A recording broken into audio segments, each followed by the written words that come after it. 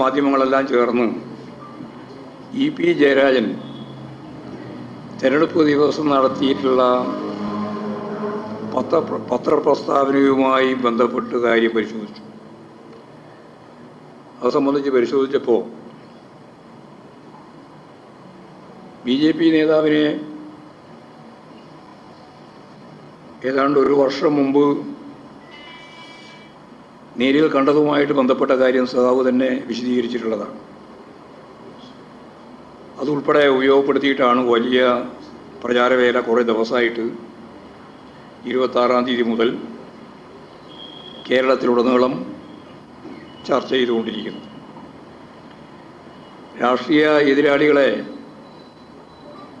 പല സന്ദർഭങ്ങളിലായിട്ട് നമ്മളെല്ലാം കാണുന്നുണ്ട്, സംസാരിക്കുന്നുണ്ട്.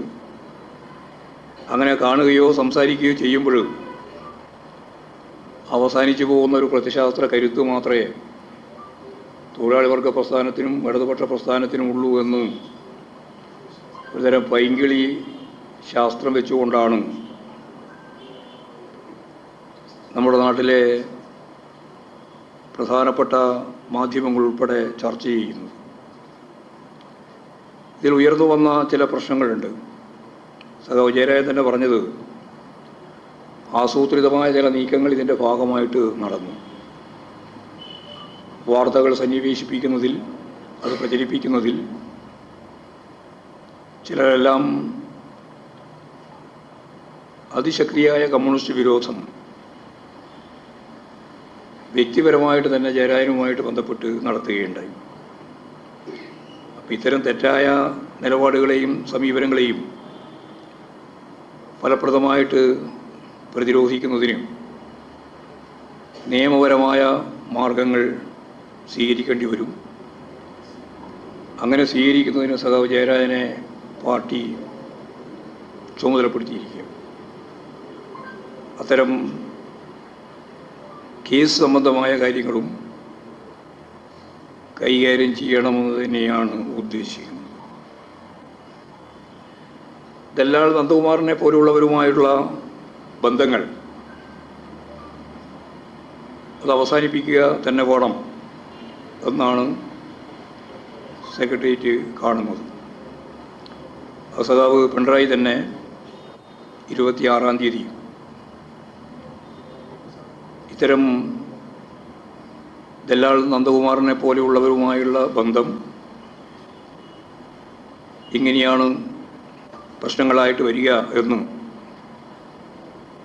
അന്ന് തന്നെ സൂചിപ്പിച്ചിരുന്നു. അത് ഞങ്ങൾ പൊതുവായിട്ട് ചർച്ച ചെയ്തപ്പോഴത് ശരിയാണ്. നന്ദകുമാറുമായിട്ടുള്ള ബന്ധം ഉൾപ്പെടെ മുമ്പേ അവസാനിപ്പിച്ചിട്ടുണ്ട് എന്ന് തന്നെയാണ് സഖാവ് ജയരാജനും ചൂണ്ടിക്കാണിച്ചത്. ഇതാണ് അത് സംബന്ധിച്ച് പറയാനുള്ള കാര്യം.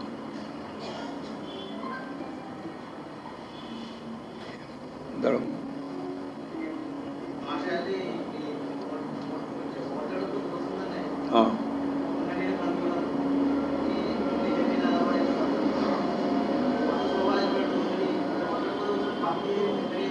ഞങ്ങളെ ബാധിക്കുന്ന ഒരു പ്രശ്നമില്ല. കാരണം എന്താ പറഞ്ഞാൽ അതിലുണ്ടായ സംഭവം ഇങ്ങനെയാണ്.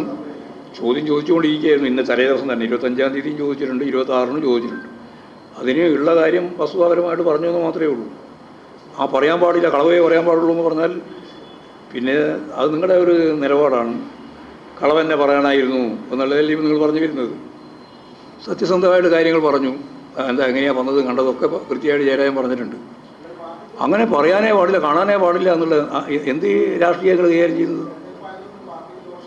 ഒരു ദോഷം ചെയ്യില്ല, പാർട്ടിക്ക് ഒരു ദോഷം ചെയ്യില്ല. കാരണം വസ്തുതാപരമായിട്ട് കാര്യങ്ങൾ പറഞ്ഞിരിക്കുന്നു മാത്രമേ ഉള്ളൂ.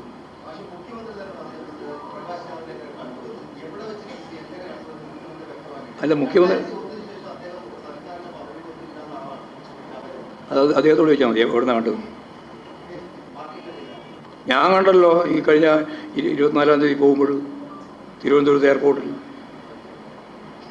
പക്ഷേ നമ്മൾ തമ്മിൽ യാതൊരു ബന്ധമില്ല. അതുകൊണ്ട് അയാളൊരു ഭാഗത്തിരുന്നു, ഞാൻ വേറൊരു ഭാഗത്തിരുന്നു.